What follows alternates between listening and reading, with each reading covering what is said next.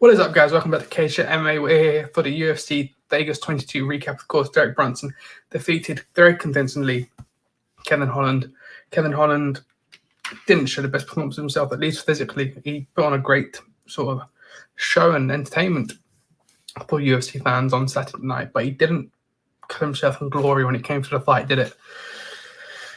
Derek Brunson once again showing that his expertise, his experience inside the cage is coming off once again, and he demolished Kevin Holland pretty convincingly in the end, which is a shame because I think we all think and all pretty much know at least that Kevin Holland has the skill set to beat Derek Brunson, or at least take Derek Brunson a lot closer than he did Saturday night. It was a very disappointing end to. He had such a fantastic 2020 going 5-0. It was a stepping stone to build on. It seems like he's taken 3 or 4 steps back with that performance on Saturday night. He kept asking Khabib for help, albeit very funny, but at least from a professional standpoint, you should be listening to your corner within that minute. It seemed like he was almost, shoving them to one side almost to get the social media clicks, the social media sort of engagement, because he knows those clips are going to be made up with ESPN and MMA fight and etc. And rightly so, it's very funny, it's very engaging. But, you don't see, you see Conor McGregor and Adesanya and people like that making those clips, but you see them win their fights, you see them doing it when they're comfortably above their opponent and win the fights. They don't let the showmanship go over their performance inside the cage. It's always, with John Jones, with McGregor, with Khabib even, we're always talking about how good their performance was in the cage or bad, if they've taken this or suffered a loss in McGregor's case. But it's very rare we have a look at their showmanship and their performance after we've seen a fight. And it reminds me back to Miguel Pereira. Miguel Pereira was someone who, showboated a lot and does still showboat a lot, dancing around the cage almost. But, in his last performance, he put that to one side almost.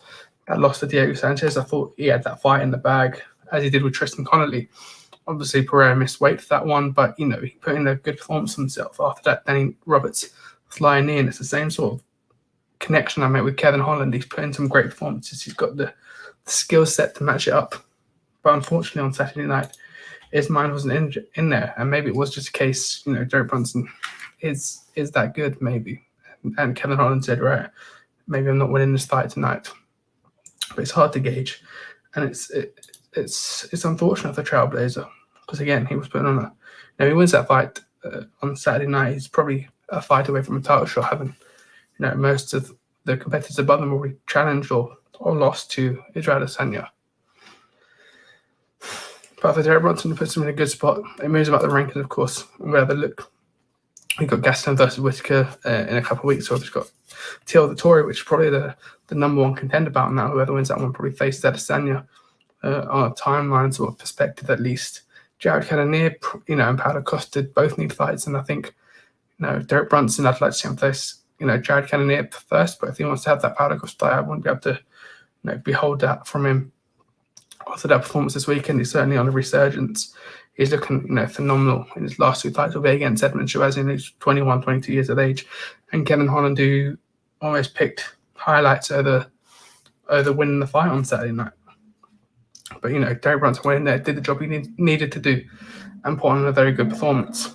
As we can see in the statistics, of course, 226 strikes out of 323 and then 190 out of 236. 43 out of 93 were significant for Brunson, and then 36 out of 74.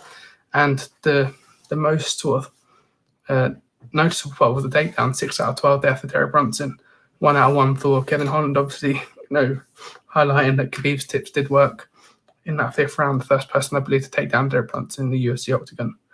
But, Derek Brunson pretty much had his way with him. There was one round that went to Kevin Holland where he dropped Brunson in the second. You think, maybe he's lulled him in here a little bit. Maybe it's time to build on that knockdown, but he just didn't. Obviously, Brunson's been knocked down plenty of times, been finished a couple of times, so he would have known, take that time to recover, build on it, get a takedown, use his experience. But you'd think Kevin Holland would be able to really build on that, but unfortunately he didn't, and he takes the loss, which really opens up 2021 really poorly for him. Because I thought it'd be one to watch this year along the likes of the Hamzat Chimaev of this world, maybe, but no, unfortunately not. Now that moves on to our co-main event of the evening, which was Max Griffin versus Kinnan Song. And Max Griffin put a fantastic performance, first round KO with a beautiful left, I think it was, a right. Put Kinnan Song down up against the cage. It was pretty much hunting him down. Got the finish, and it was a beautifully timed finish as well. And a very good win for Max Griffin, who climbs to 17-8 after that weekend, rather this weekend. 2-fight win streak now for him, so he's building on that too. So good start to 2021. Obviously, I guess the biggest talking point was the Cheyenne Byers Montserrat Ruiz fight. Obviously, Cheyenne Byers making her UFC debut a couple of hours after she'd just seen her husband get knocked out in his UFC debut. Of course, JP Byers, unfortunately. And the last couple to fight on the same card was the De La Rosas, of course, Mark De La Rosa, Montana De La Rosa. Mark lost in a similar fashion to JP, but Montana then went to get the win, and you think, oh, maybe it's going to repeat itself here on Saturday night. And it just didn't. Montserrat Ruiz played the perfect game plan, a very frustrating and infuriating game plan for a couple of fans, I'd imagine, and for Cheyenne Byers. It just simply couldn't work her way out of that sort of head and arm choke, you could say, that Ruiz used repeatedly for that 15-minute process, getting her a decision win. A very smart game plan. It seems like there was a lot of bad blood going into the week, or going into the fight this week. It seems like Cheyenne Byers was, calling that particular move stupid, and it seems to have really backfired on her. Up to the antics after the fight, someone saying that they followed the other person home, which was quite funny, quite humorous after 15 minutes of what was quite a dull fight.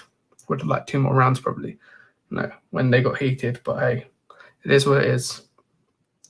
We'll take a look at the statistics, of course. 49 strikes out of 87 for Byers, and 136 out of 186, which on reflection didn't look like she was being that active. I would have liked it to be stood up in that first round particularly. But clearly she was putting in the work there for referee Herfling to not want or need to stand the fight. Obviously, the biggest sort of takeaway there is 15 strikes of those 136 that landed were significant out of 41.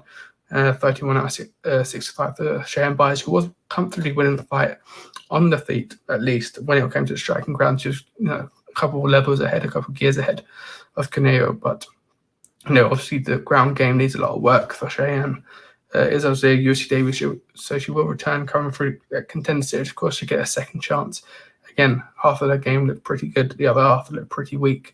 But maybe that's more down to Ruiz's strength rather than Cheyenne Byers' weaknesses. You see, 4 out of 5 takedowns was enough to get her that unanimous decision win, which I think was 30-27 on the judges' scorecard. So very unanimous, not 29-28, sort of 2 rounds to 1. Now, the other Contender Series alumni, Adrian Yanez, didn't need the judges' scorecard scores, getting the 3rd round KO, which was, the perfect fight of the night. It was fantastic work from Mini Mazatau, who's been called now for obviously that chin strap, or that little beard that he's got, that little look he's got of a young Mazatau. Reminds me also of Joey Benavidez a little bit as well. But he put in a fantastic performance, showing why, he's a very highly touted bantamweight. Yeah, in that bantamweight division, again, a stacked division, probably the most stacked division in MMA at the moment. We look at Cage Warriors, and a little bit you look at, Patchy Mix, James Gallagher, etc. One Archuleta over Bellator. It just seems that everyone's, in that 135-pound division across the globe at the moment, and any fight that he seems to be making at the moment seems to be one that everyone wants to be watching. Look at, Corey Sandhagen and TJ Dillashaw return, of course, in May. And obviously you've got Garbrandt versus Font. Obviously Dominic Cruz back in the win column, etc. And obviously in the UFC, at least we've got that title to work out, with Aljamain Sterling being the new champion after that DQ win back at 259. But yes, Adrian Yanez showing himself to be a potential future contender. Obviously there's quite a few names above, and he's only had 2 fights in the UFC proper, at least. He's won them both very convincingly, both, knockouts. That counter right was normally started putting on the pressure in that 2nd round, but he was pretty much in control of the whole fight. There's a couple of times where Gustavo Lopez landed a couple of counters, but that pretty much that 3rd round, I think at that point, it got the timing down perfectly, Adrian Yanez, and certainly got a good finish in the end. And again, we'll have a look at the statistics, 41 out of 103, all of them significant as well.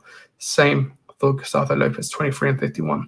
He did get one takedown attempt, but it was unsuccessful. And yeah, a third round KO there for Adrian Yanez, and it moves on nicely. Who do you reckon's next for Adrian Yanez? Who do you want to see him fight next? Obviously, that decision, you got, Sean O'Malley, Thomas Almeida fighting this weekend, 260. You could potentially see him up there with the loser of that fight if the UFC get, very, very high on the heels of Adrian Yanez and start pushing him, maybe. But maybe he needs to work his way up a little bit slower than that. We don't want to push him too fast. For Gustavo Lopez, again, a good competitor, a good fighter, 12-6 now. He's 2-1 or 1-2 in terms of losses to wins in his last fights, but he's lost to Merab Dali and Adrian Yanez. Obviously, Merab, one of the potential future champions in this division. Obviously, from that same camp with Aljamain Sterling. I think he holds a takedown record in the bantamweight division as well. At least across 15 minutes, or at least one round. I can't remember off the top of my head. But yeah, he still put a good performance in. Just got caught at the wrong time, and Yanez really made him pay for that one, really. But yes, Tai Tuivasa back in the win column again. Another first round KO for him. He's looking fantastic after his little breakaway from the UFC. He got caught in pretty quickly after he got released, and he's showing why he deserves to be in this division and win over Stefan Struve in the first round. And now Harry Hunsucker. Now obviously Hunsucker took the fight on very short notice, very little camp. But, Tai Tuivasa still had to go in there and get the job done, and he did it brilliantly and showed, he is just shy of that top 15 in the heavyweight division. He's probably 20 and upwards at the moment now. If you look at the rest of the division, let's have a quick look. Obviously, you got Sergey Spivak, I believe, down in 15th, although he's coming off the back of that. I know he did get a win, didn't he? Okay, so bottom 15, Alexei Olenek, Sergey Pavlovich, Tom Aspinall, Blagoy Ivanov. So yeah, he's a little bit below. But someone like Tom Aspinall, I know Aspinall, I believe, he's got a fight after that Arlovsky win, and will certainly be looking up the rankings rather than down. But anyone, Martin Tyburi could put a fight against Tai Tuivasa, Chris House, would all be great scraps. But yeah, he's certainly just on the edges of that top 15. Maybe put him against Spivak, perhaps. He lost to Spivak by Islam Triangle in round 2 back in 2019. He's lost to Ivanov and JDS. But so yeah, maybe run it back with Spivak, perhaps, who I believe is coming off a loss. Jared Van Der Reer. So yeah, maybe run that back and see what happens there. But yeah, Bam Bam's certainly impressed, and obviously he got the shoey against next to Megan Ali this year, I think, in normal order for him this weekend. Macy Chesson beat Marion Renaud, which was actually probably maybe fired at night, actually.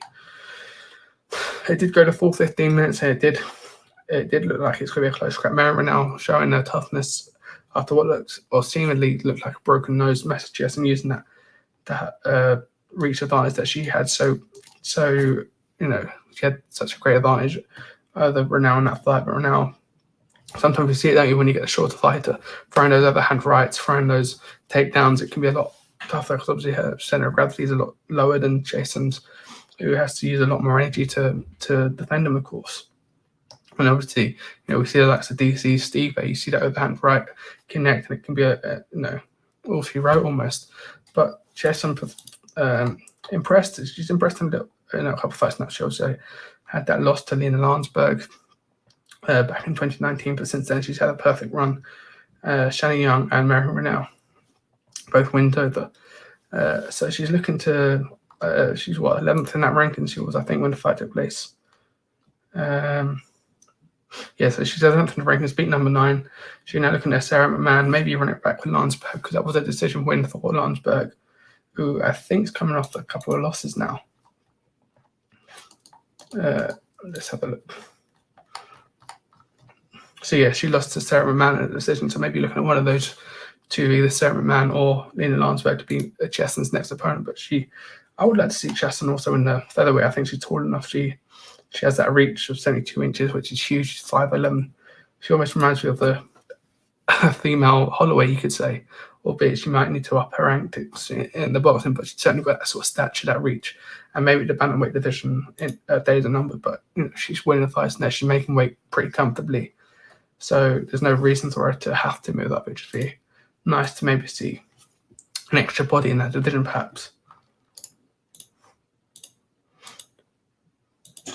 And to run Grant Dawson, let's not forget about Grant Dawson winning with a second left in that third round. He was 2 rounds up, but obviously we don't know the judges' scorecard. We could have looked like he was 1-1 or at least 2 down. It was very close fight, but he didn't need it in the end with that 3 or 4 hammer fists, which left Leandro Santos unconscious, and put on a fantastic display. But after the fight, he did come out that it was 2 rounds up on 2 judges' scorecards, I think, and one apiece on the third. So he would have got the win, but as we see in recent times, don't leave it down to the judges, and we'll talk about that in Cage Warriors very soon. With the Trilogy, of course, there was a lot of controversy in the main event. Trevin Giles beat Roman Dolidze, taking his O, who fell to 8-1, a very close scrap. But Trevin Giles, looked fantastic in the fight, as did Montel Jackson, who got a round 1 finish against Jesse Strader. And then Bruno Silva got a second round KO against JP Pies, as we mentioned earlier. And it was a fantastic card in the end. It was one that delivered perfectly. It was a good, some good scraps on there. The main event, at least Derek Brunson was a success, but all in all was a pretty poor, timid main event. Not to Brunson's thought, of course, more down to Kevin Holland not showing up. But at least he gave us a few highlight reels to put out on social media, I guess. Maybe he was successful that way. And obviously, he put out a post the day after, or a few hours after, saying he never wanted to be champion, never wanted to win. It's all about having fun. And he certainly did that. And obviously, he got some advice out from the GOAT. He obviously sat cage side, streaming the entire main event, which was pretty funny. He sat next to Dana White. Now, moving on to the Cage Warriors Trilogy, we had 3 nights of fights again this weekend, starting on Thursday, and once again the Cage Warriors brand certainly delivered. They put on some fantastic events within the last 1 month. So obviously, these Trilogy events have been a work of art with this COVID pandemic era. Obviously, you get all the fighters within one bubble, getting very safe, very secure. But if you in my opinion, if you have the Apex, you have Fight Island, and then I think the Trilogy is just third there for what we've seen in terms of MMA produced. And obviously KSW's done very well. One has done very well with The Apprentice, and Invicta did very well with their productions. But I do think the Trilogy event has been perfect, and I think it should continue. Obviously, fans was meant to be at this weekend, was unavailable because of government guidelines, etc. with lockdown. It looks like there could be fans in June, hopefully. But again, that's neither here or there, depending on what happens with lockdowns and etc. Vaccines, etc. and all that. But I like this format. I think we need a festival of fights in the UK and around Europe. It'd be interesting to see if we had a weekend in London, a weekend in Manchester, a weekend in Belfast, Dublin, Paris, and we see Cage Warriors sign a few fighters from Scandinavia and the Nordic areas. Be interesting to see Cage Warriors Stockholm for a weekend, Cage Warriors in Finland and in Norway. They've had a fantastic sort of run in it and signing talent from all over the globe. Obviously, we're looking at going to San Diego, which would be fantastic. But obviously, Cage Warriors 120 was on Thursday night. The Thicklet brothers putting on 2 spectacular performances again. Maybe the highlight of the Trilogy, or one of the highlights at least of the trilogies that we've seen. Maniac Pan getting a win against Ben Ellis in the first round as well, refereed by SVG Manchester.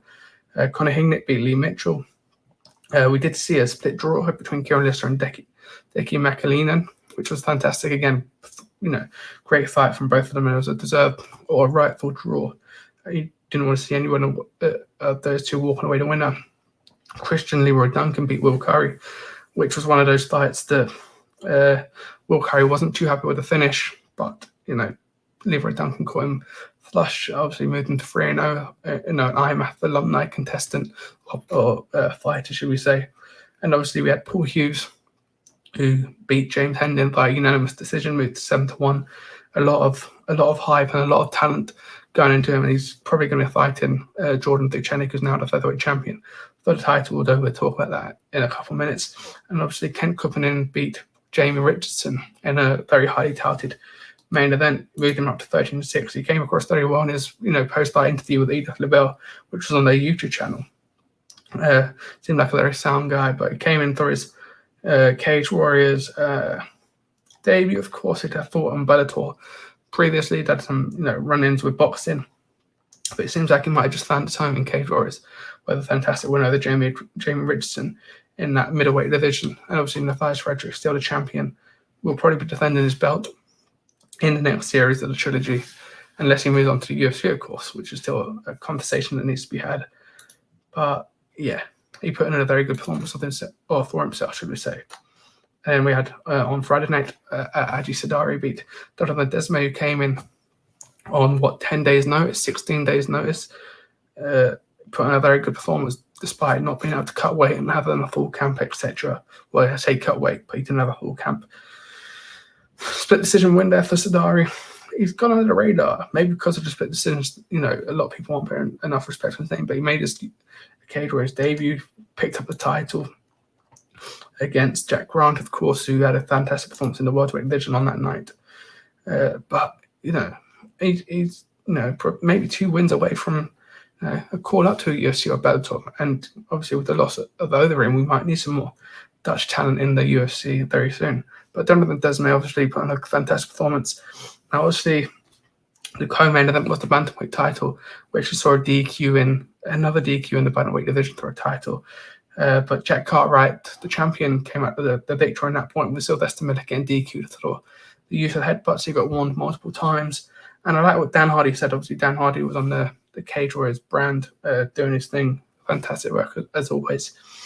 But he was talking about, Miller's very short. He's almost got the frame of a flyweight. And when he's coming in, throwing that ground and pound, he was leaving his head in there. Maybe not intentional. We never know about that. But, he seemed very disappointed when it did get called off. It's not like he felt guilty or looked guilty. It was more of the disappointment in that he's trying, but it's just not pulling off. Obviously, Jack Cartwright, being from Bolton, I believe, obviously from SBG Manchester, was not really fazed by it. He would have liked the 5th round. But obviously, he came out and said that he's not the referee. It's not his job to do it.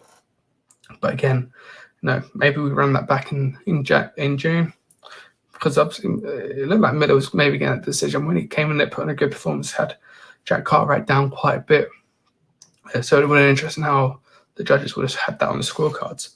Matthew Bonner beat James Webb via 2nd round KO, fantastic performance from him. Obviously, the welterweight tournament was on Cage Warriors 121. Obviously, we had the 2 semi-finals. The first between Ian Gary and Rustam Ackerman, which was a perfect performance from Ian Gary. Phenomenal on the night. And we mentioned Paul Hughes earlier, but Ian Gary, these two Irish lads, showing the way for Ireland. Obviously, got James Gallagher there in Bellator. Obviously, got Connor in the UFC, but he's maybe on his way out. And we're looking at these new generations to step up. And I certainly do believe that Ian Gary and Paul Hughes, both 23 years of age, that next crop of talent. And I think we do see them both in the UFC within the next 2 years, especially Ian Gary if he picks up the welterweight title in June, which he will be facing Jack Grant for. Obviously vacant, of course, after Mason Jones has got signed to the UFC. Jack Grant beat Medos Laminius via anaconda choke in that 2nd round as well. So both of them going to be looking to impress in June, and maybe having that last night in Cage Warriors. Obviously, that welterweight division over in the UFC is pretty stacked at the moment. As his bantamweight, which is probably why Jack Cartwright hasn't been picked up yet, who made his third title defense, of course. But they're certainly on the radar for the UFC now, especially in Gary.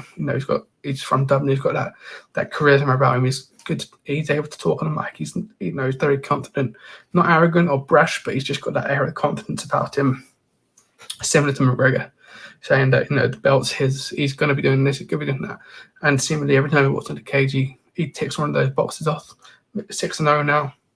If they move to 7-8-0, and he's not in the UFC, I think there'd be some sort of conversation to be had, a bit of a demand for him. But I'd certainly say by his 9th professional fight, he'll be fighting for the UFC. Especially, but of course he needs to beat Jack Grant, who previously to this fight had that lightweight title bout, of course, which he lost by a split decision. And that leads us on nicely to Cage Warriors 122, of course, or Morgan Sherrier dropped the title to Jordan Vucenic via split decision. A tough one to score, this one. Morgan Sherrier had Vucenic up against the cage a lot. Was doing a lot of good work, and I thought maybe he was winning it on scorecards, but he did lose via split decision. I watched it back on Saturday night before the UFC kicked off, and I'm probably going to have to watch it again at some point because it was such a close fight to score. The judges had it in the favour of Vucenic, and obviously, as we know, you don't want to leave the decision in the judges' hands as much as possible. But Vucenic, again, 2 split decision wins, and he's now champion. It could have been a very different lookout for him, but he deserves it. He's worked hard. He's put in 2 fantastic performances in his last 2 fights, and certainly, picking up that featherweight crown has opened up to a ton of opportunities now, whether he wants to go down the Sherrier rematch route or the Paul Hughes rematch route. It seems like he wants to run it back with Paul Hughes. He said he's deserving of the opportunity. Paul Hughes has almost reiterated that he's next in line, and I think that's probably good pick to do. But as you've seen on social media, Morgan Sherrier has such a following from Europe and from France, of course. Be interested to see what Graham Borland does. I saw his statement earlier saying he's been given a lot of abuse over the past 48 hours because of the way the judges scored it, not the way he scored it. So, first of all, less of the abuse, but secondly, it does open opportunities for finance and a lot of seats to be sold, especially if we do get fans back in London. You're probably going to see half of London coloured in Dublin colours or France, with Jordan Vucenic in the middle. But it seems like Paul Hughes is the one that we're going to go for. Paddy Pimblett obviously back, of course, in the win column. 2 wins now in a row since he returned, obviously almost a year to the day last year when he was supposed to be fighting Davide Martinez, of course. Beating via rear naked choke in the first round, a very dominant performance, a very top tier performance. He's probably he's out of contract now, I believe, with Cage Warriors. He wants to be signed by the UFC, but it looks like Graham Borland's going to give them a title opportunity and try and put down to a Cage Warriors contract because he is their poster boy. He knows how to talk. He can sell out pretty much any arena in the UK just because of that Liverpudlian following that he's got. They're following him anywhere pretty much, which is why they want to see him in the UFC. But 16-3 now. Yeah, I'd like to see me as Adi Sadari. I think that's probably the fight to make it and spice it up a little bit, for sure. Tobias Harila was one of those Scandinavian fighters signed to the Cage Warriors brand, and he blew his debut out of the water against Aiden Stephen, with all due respect. A fantastic finish on the night in the first round, really stamping his mark on this Cage Warriors promotion, of course. Moved him up to 9-1, but he's going to have a very highly touted future ahead of him after that. Obviously, he's in that featherweight division, of course, so it's a stacked division. Again, 2-3 wins, maybe you see him fight for a title. Maybe he is obviously 9-1, so he's one of the more experienced fighters in Cage Warriors, you could say, I guess. But he defeated Aiden Stevens, now 8-4. Brian Ballon beat Liam Gittins. Sean Doy beat Corin Eaton in was a very brutal knockout with the knee. Nathan Fletcher remained undefeated at 5-0 against Michele Martignoni. Yassine Belhaj beat Tom Menz by unanimous decision. And Nicolas Lemond beat Darren O'Gorman. So a good night on Saturday for the French. For 3 out of 4 fighters at least. So yes, Cage Warriors delivered once again, and I'm buzzing to see what happens in June. And hopefully we can be down there in London and see it take place, because I am missing the buzz of the crowd now. It's been a year since Cage Warriors won 12 in Manchester, and we've had a year in lockdown. It's going to be nice to see when fans are back. Obviously, in the UFC, fans are back as of UFC 261. Obviously, we've got UFC 260 this weekend, which we'll be covering. So make sure to hit that subscribe and make sure to hit a follow if you're watching on Facebook or Twitch. And I'll see you guys on Saturday.